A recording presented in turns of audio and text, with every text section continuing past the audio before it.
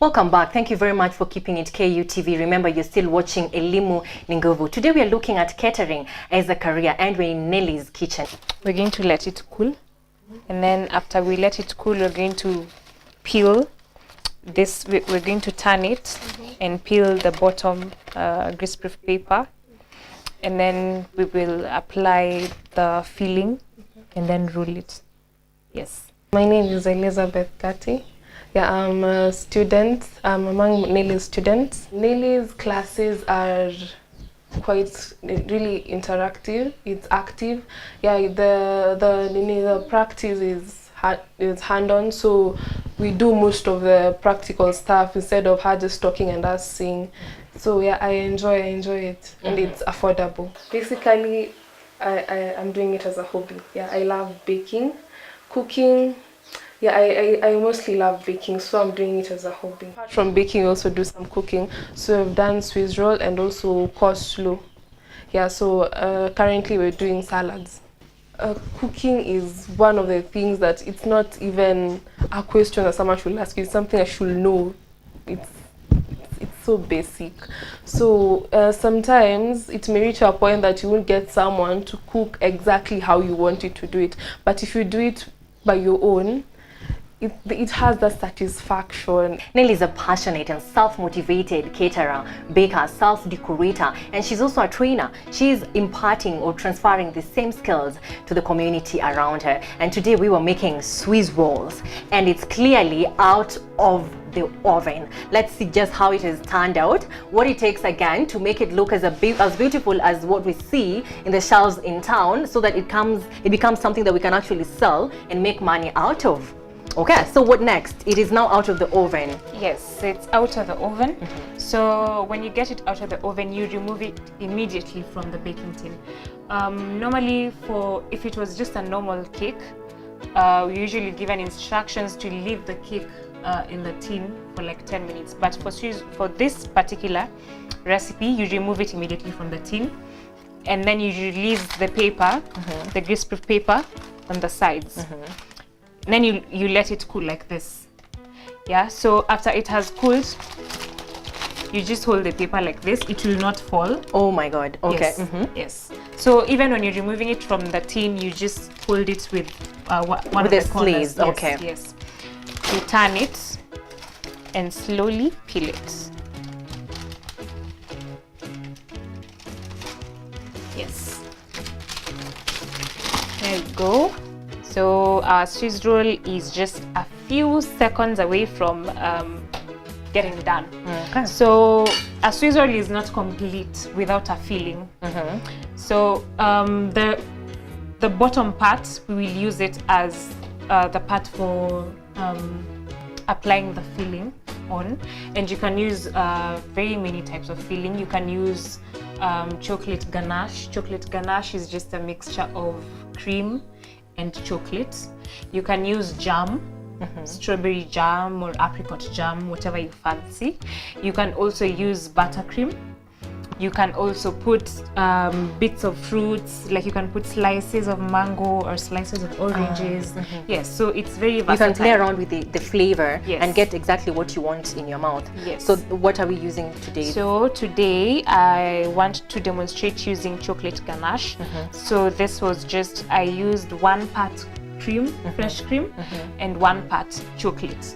Oh, wow. Yes, dark chocolate. Okay, and you're mostly using what's available. I can't help, I want some. Can I see how that tastes? Yes, Maybe yes, just sure. put some here. Okay. Very nice. And real, like that tastes really cosmetic. Yes. Now, it's very easy applying. You just scoop your chocolate or your jam, and then you apply it. You can use a spoon, or you can use, this is called an offset spatula. Okay. Yes. But now it takes a bit of practice for you to know how to use it. Yeah. So let me demonstrate using something that everyone can manage. And what's found in most kitchens. I mean, yes, every kitchen has a spoon. Yes. It doesn't matter just how thick the layer is. You can, it depends with you what you prefer. If you love a lot of chocolate like me, yes, you can never have too much chocolate, can you? No, it's never too much. Yes, so when it comes to chocolate, that is. Yes, so when you're applying, you make sure you do not apply completely to the sides. You leave space. Yes, so that when you're rolling, the filling does not ooze out. Okay, all right. Yeah. Also, don't put a lot, because also if you put a lot and when you're rolling, it will ooze out. Okay. Yeah. So that's about it. So instead of getting another greaseproof paper, we can still use this one. The one that we used the other time? Yes. Only you've turned it? Yes, I've turned it. Although you can still use whichever side. Yeah, it's just that this is oily, so I didn't want to get the surface oily. Okay. Yes. So you transfer the Swiss roll there, and then slowly, and then you make sure your hands are clean. You roll tightly.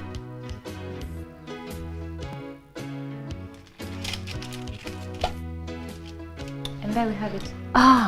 Yes. This. Oh, then now we cut it in pieces, and this is what we see. Yes. So on those shelves. Yes, the ends, because you notice this because of the sides. We will cut it so that we have a peak of the filling. The filling, and that's what makes somebody want it. Yes. The color that maybe makes someone imagine the flavor. Yes. So here, the Swiss roll, you can slice into individual pieces. Yes, and serve. Wow. Yes. Am I allowed to slice? Yes. Okay. You can alright. slice and have a bite. What size? Like any size. I normally see them like this size, mostly, right? Okay, that's actually a big slice. So you'd rather do a little thinner. Like from here, you can get 2 slices. Like this. Yes. And at the shop, how much could this one cost? It depends with the quality of the ingredients you've used. You see, these days, very many people take shortcuts. Yes. So, like for this one, I would sell it for not less than 800 bob. And look, you have used everything ordinary. The kitchen is your kitchen, an ordinary kitchen, and you're doing everything here. Just only you're passionate about it and you know exactly what to buy. So this is an important skill. I'm scared of tasting, just in case I can't say anything after I've taken a bite. How is it? Awesome.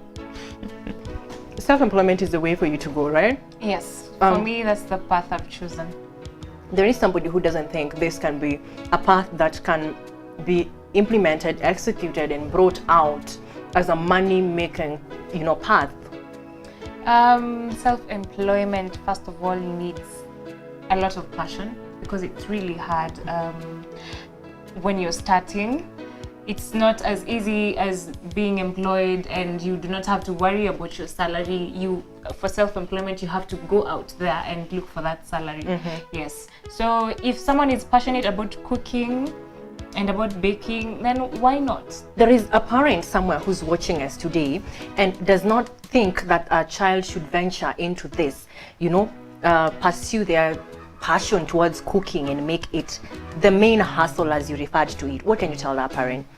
Cooking is just like any other job. It's just like being a doctor. It's just like being a lawyer. It's unfortunately, doctor and lawyer, since way back, they were looked at like the it careers. But cooking is also a career, and you can actually pay your bills and do everything else from cooking. So as long as you're passionate about it and you give it your 100%. To the young girl who has already known that cooking is the one thing that runs in them, like you got to identify early, they are thinking of taking this up, what can you tell them to, encourage them to chase it and pursue it as a dream? Okay, you see, normally people give the excuse of, I do not have capital to start, but I did not start with any capital.